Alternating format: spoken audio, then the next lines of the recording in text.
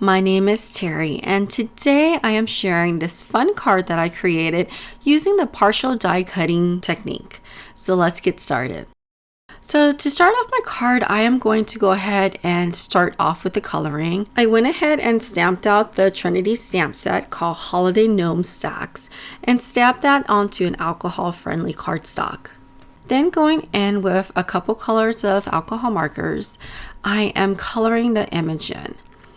And I know a lot of you guys wanted to see this part of the card making process, so I'm leaving this in, and I will speed up the process here and add some music. I hope you sit back and enjoy, but if you're not interested, I will leave a time down below so you can go ahead and forward it to that time.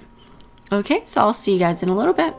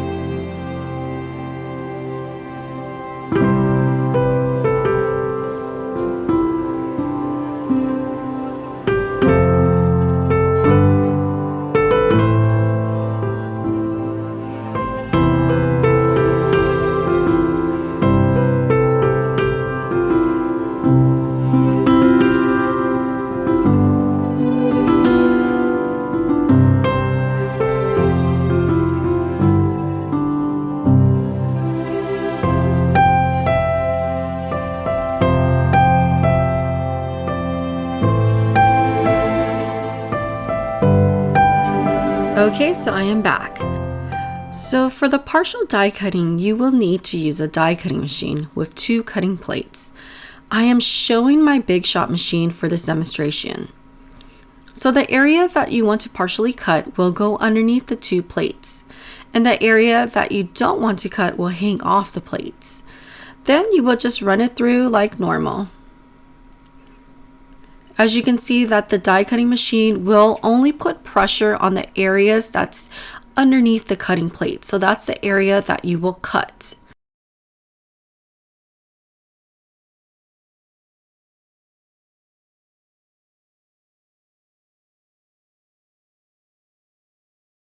And here, once I remove the coordinating dies, you could see that only part of the card panel is cut.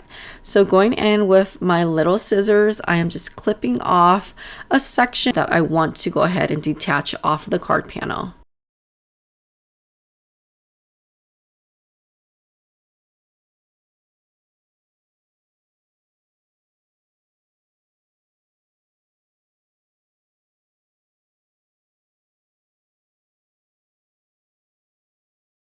For the background panel, I am using one of my favorite background stamp.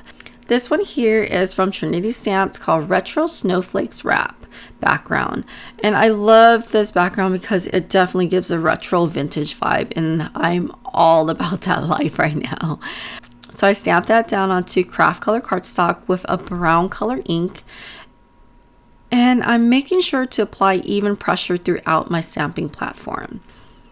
Okay, so now jumping back to our partial die cutting panel, I wanted to cut some openings on the area so that the retro wallpaper can show behind it. So here I'm going in with my craft knife and a ruler, and I'm just trimming off those edges and just pulling that apart.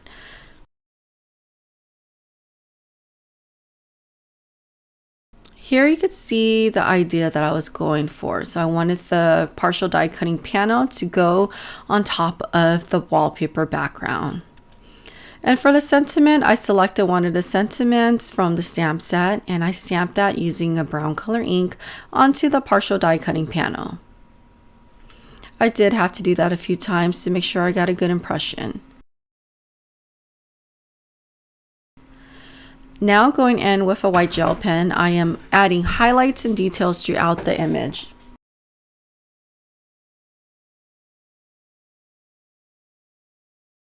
Okay, so now to adhere everything together, I popped on foam tape onto the partial die cutting panel, and I am going to pop this onto my wallpaper background panel. To make it easier to align the edges together or the corners together, I like putting the corners into my score buddy. And this way I could just push it against the side and it would adhere to the second panel very nicely. And then I just put some pressure and adhere that together. Then going in with liquid adhesive, I am adhering that onto a side folding card base.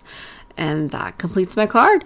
I hope you found this tutorial helpful, and please don't forget to hit the like button and follow the channel to get notified of all future videos. Okay, until next time, I hope you guys have a wonderful day. Bye-bye.